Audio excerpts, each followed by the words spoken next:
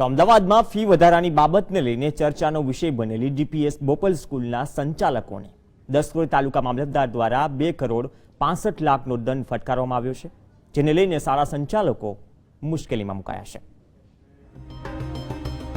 અમદાવાદના બોપલ વિસ્તારમાં આવેલી દિલ્હી પબ્લિક સ્કૂલના સંચાલકો દ્વારા વર્ષ 2008માં સરકારી જમીનને પાર્કિંગ તરીકે 15 દિવસ માટે ઉપયોગમાં લેવા ભાડું ચૂકવ્યું હતું। ત્યારબાદ સરકારની જમીન પર ગેરકાયદેસર પાર્કિંગ ઊભું કરીને 8 વર્ષથી વધુ સમય માટે સરકારી જમીનને ભાડું ચૂકવ્યા વગર ઉપયોગ કરાયો।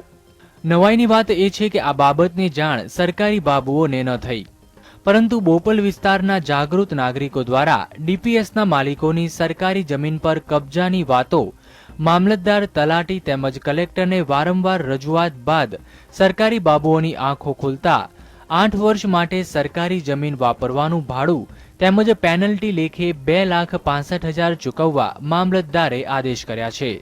પીએસની સામે લગભગ આજે 7 થી 8 વાર અમે આ ફરિયાદ કરેલી છે।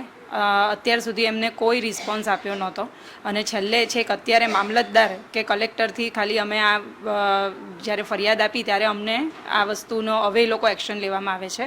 અત્યારે પણ એ લોકોને ટોટલી 2 કરોડ અને 65 લાખ રૂપિયા જેટલા ચૂકવવાના નીકળે છે।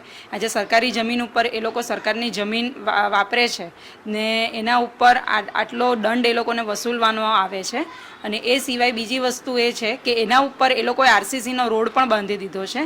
આજે સામાન્ય વ્યક્તિ કોઈ આ વસ્તુ કરી હોય તો તમે એના ઉપર ઘણો બધો અત્યારે એના ઉપર એક્શન લેવાઈ ગયા હોય, પણ આજે આ રીતે આવી રીતે રાજકીય વગ ધરાવતા વ્યક્તિ